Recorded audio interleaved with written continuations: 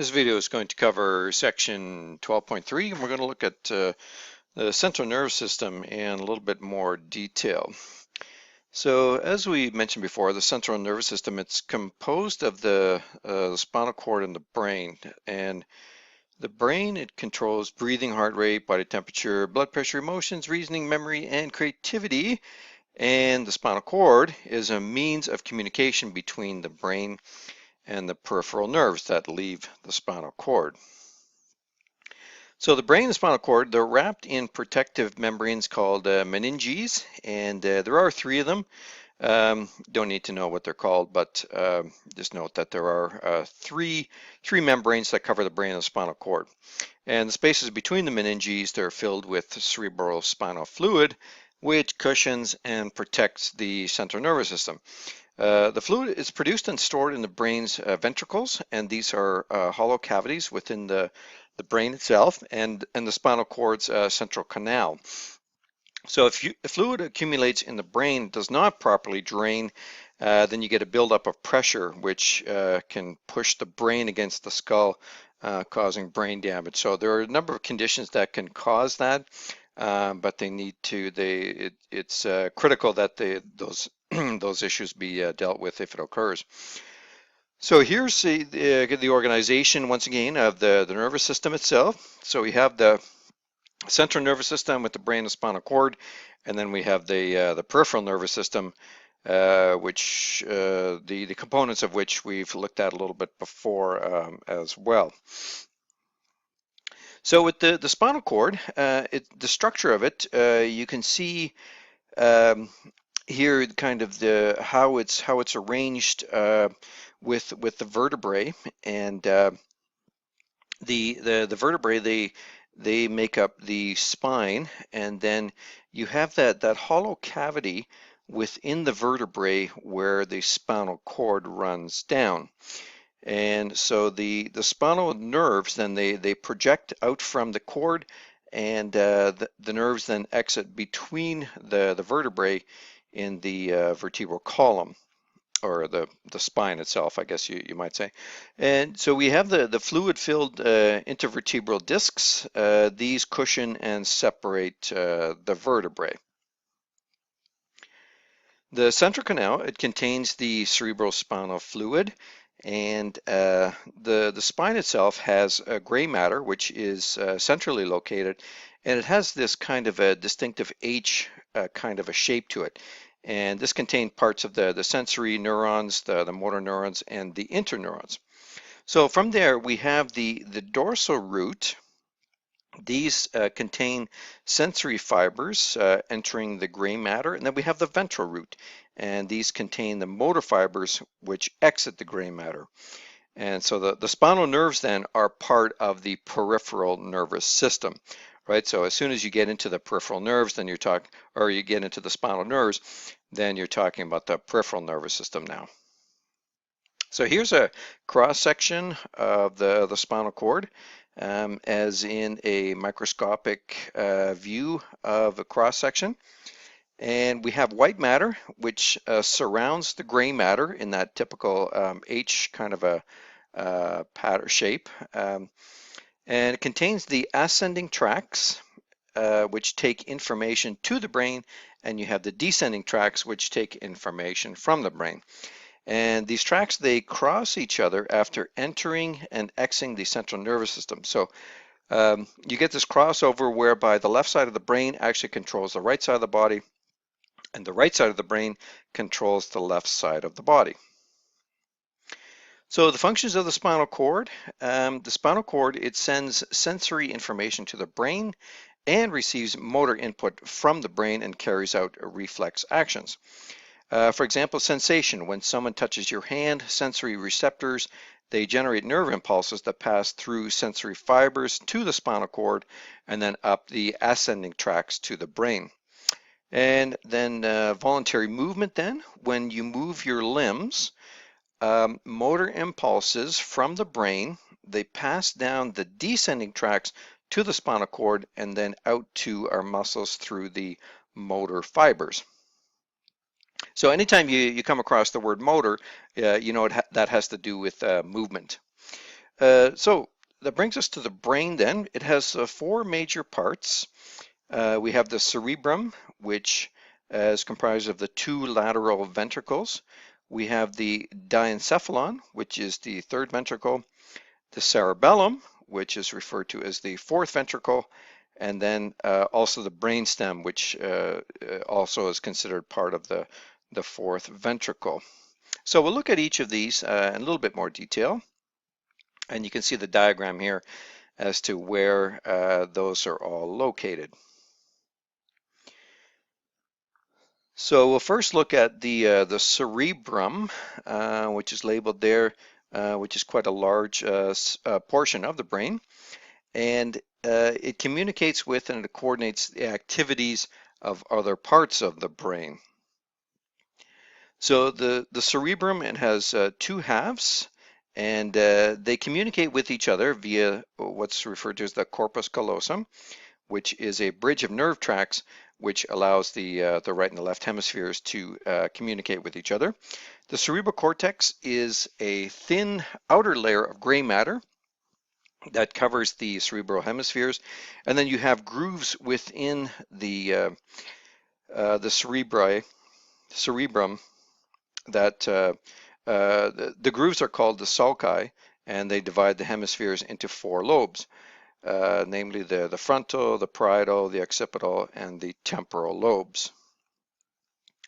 So here you can see the different lobes where they're located, and then you can see the sulci as well, as the major ones are labeled there as well. So the frontal lobe, this is involved with, it's the primary motor area, which is involved in voluntary movement. And then you have the premotor area that's involved in organizing the motor functions. And then you have the prefrontal area. This is a processing center, which is involved in reasoning and planning. Then you also have a Broca's area, and this is involved in controlling the muscles of speech. In other words, the muscles of the lips, tongue, and the larynx. Then the parietal lobe, it's the primary somatosensory area involved in somatic sensing, which anytime you see the word somatic, then you know that's just simply referring to the body. So any kind of sensation from the body is dealt with in this area here. We also have the primary taste area here and the somatosensory association area, which processes and analyzes sensory information from the skin and muscles. The temporal lobe is the primary auditory area, which is involved in hearing. And we have the auditory association area, and that associates new audio information with previous audio information. The Wernicke's area, this helps us to understand written and spoken word. And again, they're labeled on the diagram there for you, so you can see approximately where they're located. Then we have the occipital lobe, and this is the primary visual area involved in processing the visual stimuli. So we have the visual association area, and that associates new visual information with previous visual information, for example, facial recognition and those kinds of things. So that would be at the very posterior of the cerebrum. Now here, this is a cross section of the cerebrum, and you can see here, it's kind of an interesting representation on the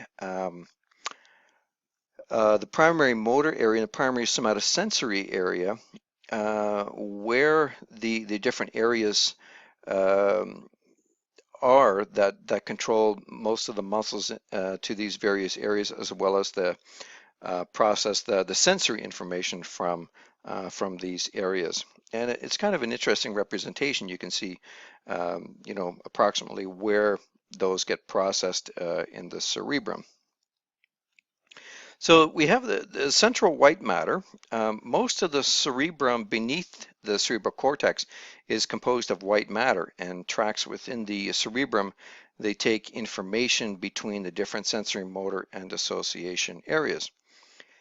The basal nuclei, these are masses of gray matter that are located deep within the white matter of the cerebrum. And these integrate the motor commands to ensure proper muscle groups are activated or inhibited. Then we move now to the diencephalon, and the diencephalon is a region that encircles the third ventricle, which is one of the spaces which contains cerebrospinal fluid. And you can see that it's made up of the thalamus, the hypothalamus, and the pineal gland. So the hypothalamus is involved in, it's the integrating center that helps to maintain homeostasis, as in regulates hunger, sleep, thirst, body temperature, and water balance. Controls the pituitary gland, and it serves as a link between the nervous and the endocrine systems. The thalamus consists of gray matter, and it receives all sensory input except smell. And so it integrates the visual, auditory, taste, and somatosensory information and sends it to the appropriate area in the cerebrum. It's also involved in higher mental functions, as in memory and emotions. The pineal gland then, it secretes the hormone melatonin, and this is involved in maintaining the normal sleep-wake cycle. The cerebellum, this is located underneath the occipital lobe. You can see it's labeled there in the diagram. So it's under the occipital lobe of the cerebrum. And the cerebellum, also a very important part of the brain. It has two portions. They're primarily composed of white matter. So a thin layer of gray matter overlays the white matter. And it's involved in maintaining posture and balance. So it receives sensory input from the muscles and the joints, muscles and joints and other sensory pathways about the position of body parts, and receives motor input from the cerebral cortex about where body parts should be located. So it's involved in producing smooth and coordinated voluntary movements. The brainstem then, last one that we're going to look at right now, comprised of the midbrain, the pons, and the medulla oblongata. The midbrain, it's basically a relay station for tracks passing between the cerebrum and spinal cord, or the cerebellum. So it has reflex centers for visual, auditory, and tactile responses.